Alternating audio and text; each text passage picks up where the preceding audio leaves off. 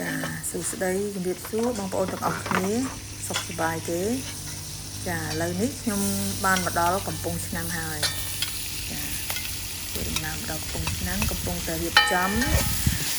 ដាំបាយបារីយ៉ានីចាបាយរ៉ាប់ណាបងប្អូនឥ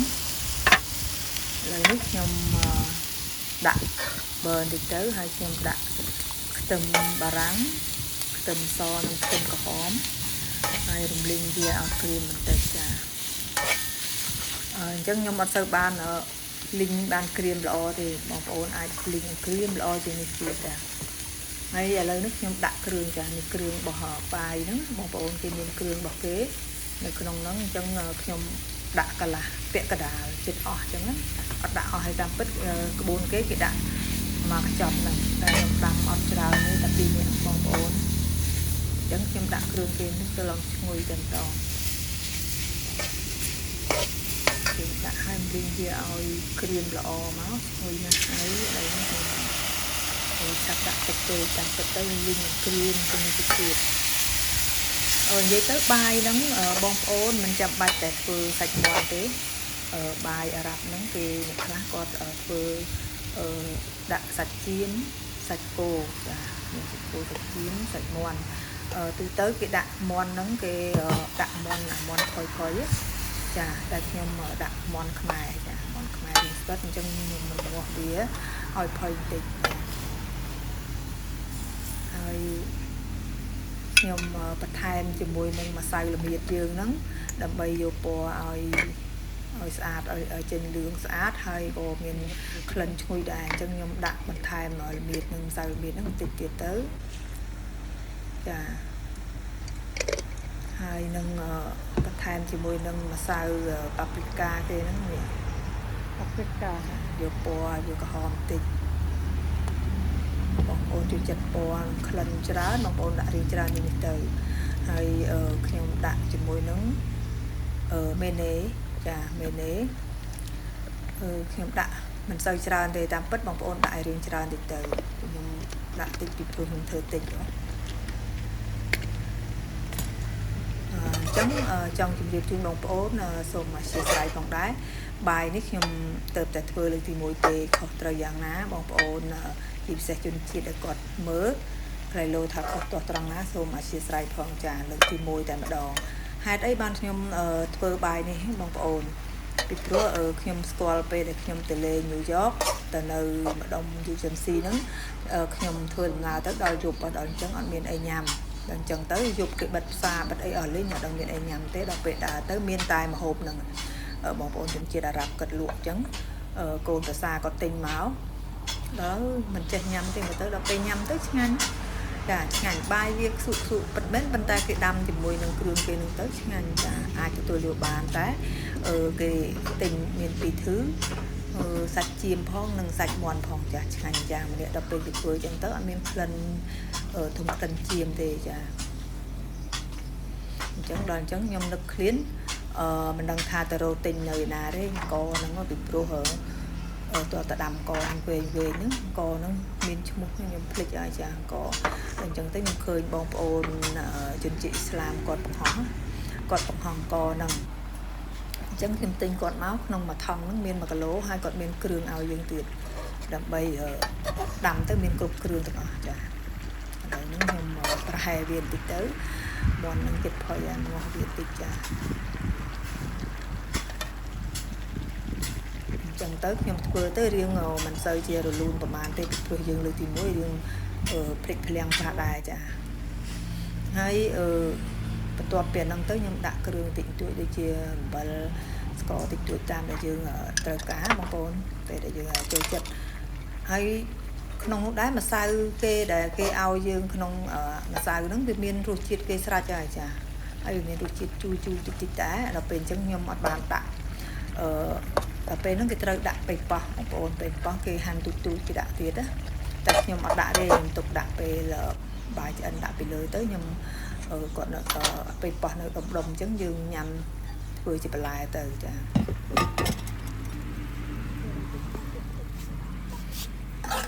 ឡូវហ្នឹងឆ្អិនសាច់ផុយហើយខ្ញុំដួសវាទុកដល់ឡែកសិនចា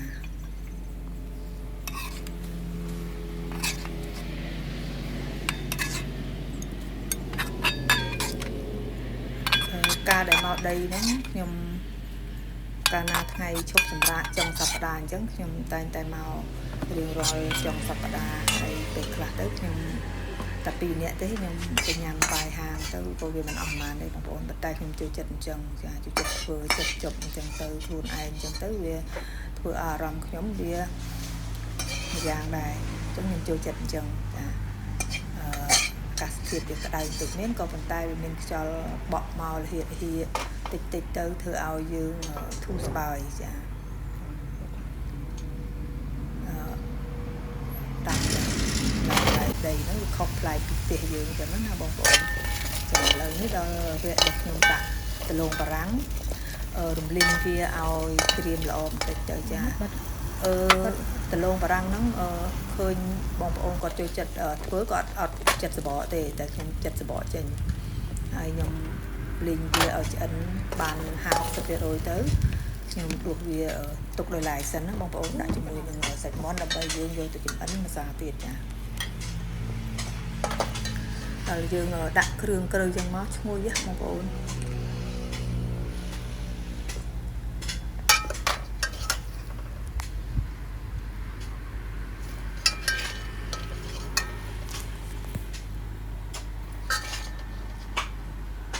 ឥឡូវហ្នឹងខ្ញុំដួសវាទុកហើយយើងមកធ្វើវិធីដាំបាយម្ដង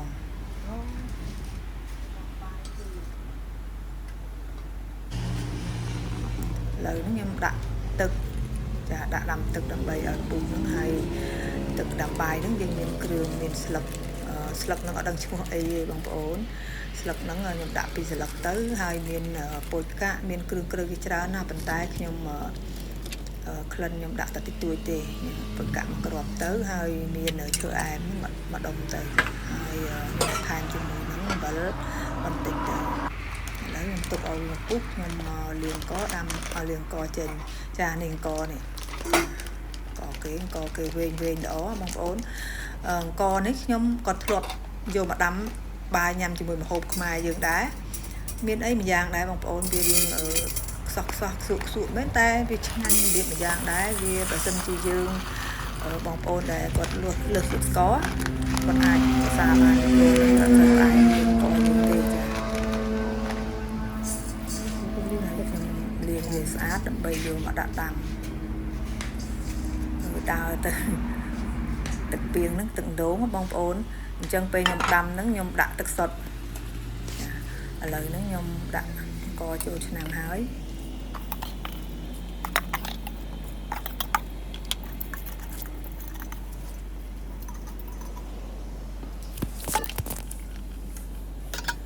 គ្របទុកឲ្យពុះទៅ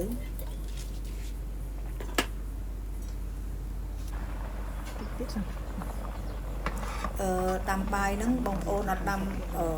បាច់ភ័យថាំងដាក់ទឹកតិចដូចដាំបាយយើងទេដាក់ទឹកឲ្យច្រើនទៅពីព្រោះកហ្នឹងវាស្រូបទឹកច្រើនដែរហើយយើងដាំអត់ឲ្យឆ្អិនពេកទេដាំឆ្អិនតែ 50% ណាបងប្អូនបើសិនជាឆ្អិន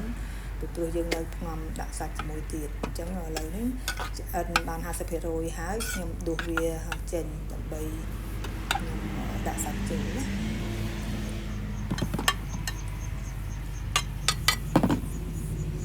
ខ្ញុំដាក់វាមក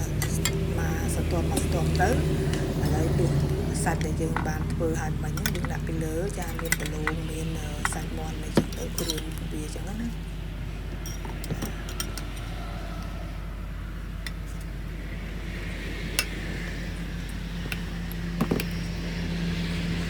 ហើយពេលដែលចុងបញ្ចប់ហ្នឹងបងប្អូនអាចខ្ទឹមក្រហមហ្នឹងយើងហាន់ឲ្យច្រើនយកវាទៅរំលីងបំពងវាដូចយើងញ៉ាំ oyster អញ្ចឹងដើម្បីដាក់វាពីលើប៉ុន្តែខ្ញុំអត់បានបំពងទេខ្ញុំចូលចិត្តញ៉ាំវាស្រស់ខ្ញុំដាក់ពីលើស្រស់ហើយជាមួយនឹងជីបានស៊ុយទៅពីព្រោះញ៉ាំស្រស់ទៅវាផ្អែមចា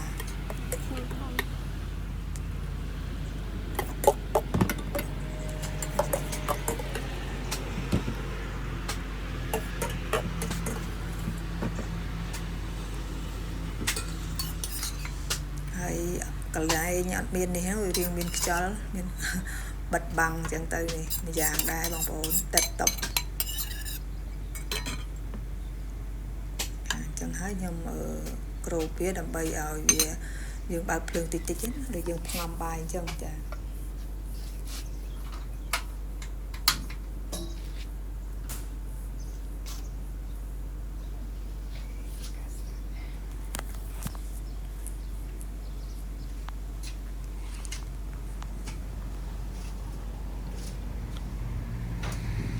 ឆ្លៀតពេលដែលបាយកំពុងតែផ្ងំហ្នឹងចង់ធ្វើមួយមុខទៀតគឺបុកល្ហុងដើម្បីញ៉ាំជាមួយនឹងបាយបារីយ៉ានីហ្នឹងឲ្យវាមានរសជាតិដូចថាកុំឲ្យទលាន់យើងបានបុកល្ហុងនឹងផ្ទាប់ជាមួយទៅ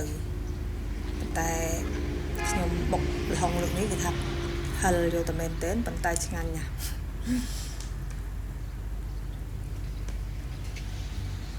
ជូរជ្រះទៅត្រូវជាមួយនឹងបាយមានអីឆ្ងាញ់ណាបងប្អូនឆ្លៀតពេលនោះគាត់ដើរថតទៅនេះឥឡូវដែលខ្ញុំមកហ្នឹងមិនអត់ប្រយោជន៍ទេខ្ញុំឆ្លៀតយកដំណាំមកដាំថែមបាន4-5ដើមទៀតបងប្អូនខ្ញុំដាក់ដើមទឹកដោះនេះគាត់ដាក់ថតមិញនេះដើមទឹកដោះមួយដើមស្លឹកស្អាតមែនទែនធ្លាប់ដាក់មួយដើមពីមុនដែរវាអត់ល្អឥឡូវខ្ញុំដាក់មួយដើមទៀតជាមួយនឹងផ្លែបឺដើមបឺបងប្អូនដើមបឺមួយដើមចានេះនៅក្នុងថង់នេះម្ទេសខ្ញុំត្រូវការម្ទេសពេលណាមកលេងមកអីចឹងស្លអីស្លុកអីចឹងទៅខ្ញុំធ្លាប់ដាំផ្លែល្អតែពេលខ្ញុំទៅចោលម្សាទៅស្លឹកងាប់អស់ហើយដាក់ត្រប់ពុតញោមមួយដើមទៅគ្រាន់យើងបេះស្លកពោអីចឹងណាបងប្អូនគាត់ថាយើងអត់បាននៅបើសិនជាខ្ញុំនៅទីនេះវិញប្រហែលជាដំណាំមិនខ្វះញ៉ាំទេបើល្ហុងខ្ញុំដាំវិញផ្លែច្រើនមែនទែនមានតាំងពីចេកកមូនចេកណាំវ៉ាចេកវងលឿងអីចឹងគេដាក់ទៅចា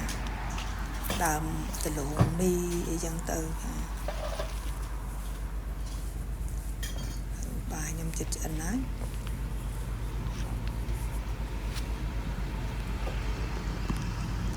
មកពីព្រឹកចឹងទៅនៅលេងញ៉ាំបាយអីរហូតដល់ល្ងាចតិចធ្វើតាណាទៅវិញទៅឆ្លៀតមកថតអ្នកដាំបាយទៀត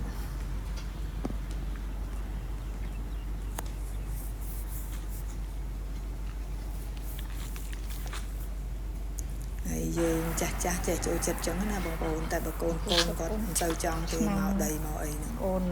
ជ្រុញឥឡូវខ្ញុំឆ្លៀតមកធ្វើបុកល្ហុងចាគុំបុកល្ហុងមកបន្តិចទៅ2នាក់ចាទឹកប្រហុកខ្ញុំស្ងោរវាមានរសជាតិស្រាច់នៅក្នុងហ្នឹងខ្ញុំដាក់ស្រាច់មកហើយដាក់ទៅប៉ោះដាក់អីចឹងហ្នឹងហើយអញ្ចឹងមានបុកល្ហុងទីឆ្ងាញ់ណាស់ចាដាក់ស្ករអំបិលតាមហ្នឹងទៅ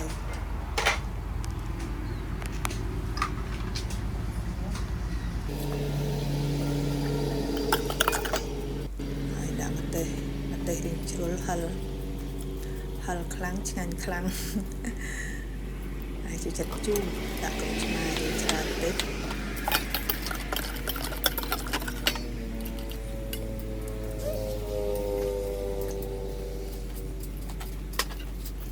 ខ្ញុំមកធ្វើរៀងញាប់ដៃបន្តិចពីព្រោះមានក្មេងមួយមកជួយជំរះស្មៅដាំដំណាំហ្នឹងយើងឲ្យគាត់ញ៉ាំបាយនឹងដែរទៅពួកសួរគាត់ថាគាត់ចេះញ៉ាំអត់បាយហ្នឹងបើកឡើងស្អាតណាស់បងប្អូនអើយពណ៌វានេះឥឡូវខ្ញុំបន្ថែមពេលប៉ោះហ្នឹងដាក់ពេលក្រោយចាជាមួយនឹងជីវ៉ាន់ស៊ុយឡើងឈ្ងុយតែម្ដងតែស្ដាយអត់បានដាក់ចាក់ឲ្យអស់បងប្អូនមើលដាក់ខ្ទឹមបារាំងមកញ៉ាំឆៅអញ្ចឹងវាផ្អែមឆ្ងាញ់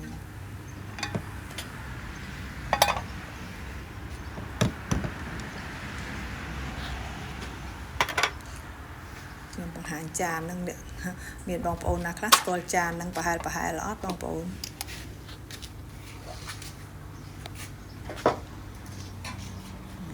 រៀបចំដាក់ញ៉ាំហើយ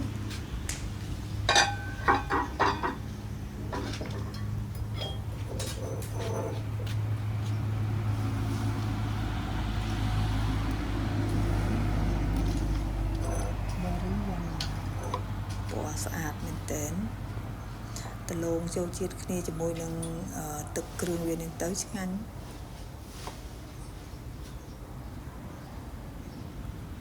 នេះខ្ញុំធ្វើសាច់មាន់ចាំមើលមានឱកាសក្រោយខ្ញុំធ្វើម្ដងទៀតខ្ញុំធ្វើសាច់គោម្ដងចា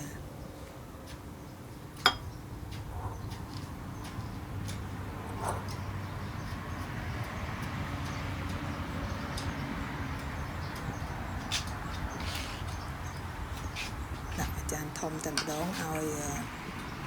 ក្មួយទៅជួយកាប់ដើមឈើប្រហុងតិចទៅ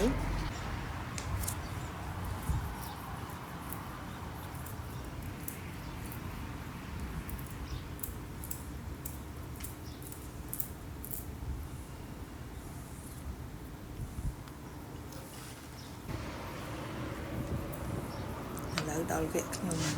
ខ្លួនឯងម្ដង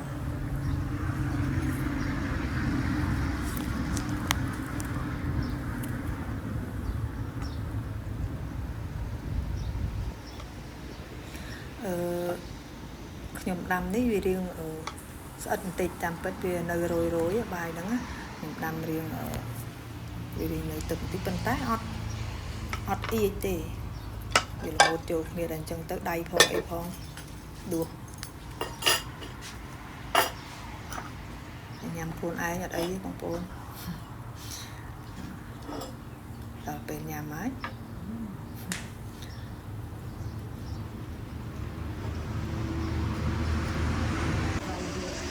បាយហ្នឹងនៅសល់ទៀតដល់ពេលដល់ផ្ទះដាក់មួយចានម្នាក់ទៀតអស់ល្មមយើងទៅយក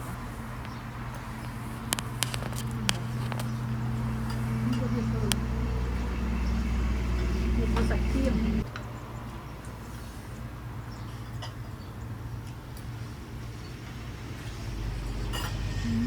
បុកល្ហុងខ្ញុំមានបានធ្វើដល់មួយចំហៀងល្ហុងផងខ្ញុំធ្វើតែមួយជ្រុងឈឺបន្តិច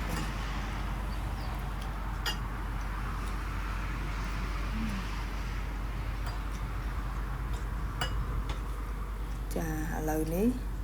ខ្ញុំញ៉ាំហើយ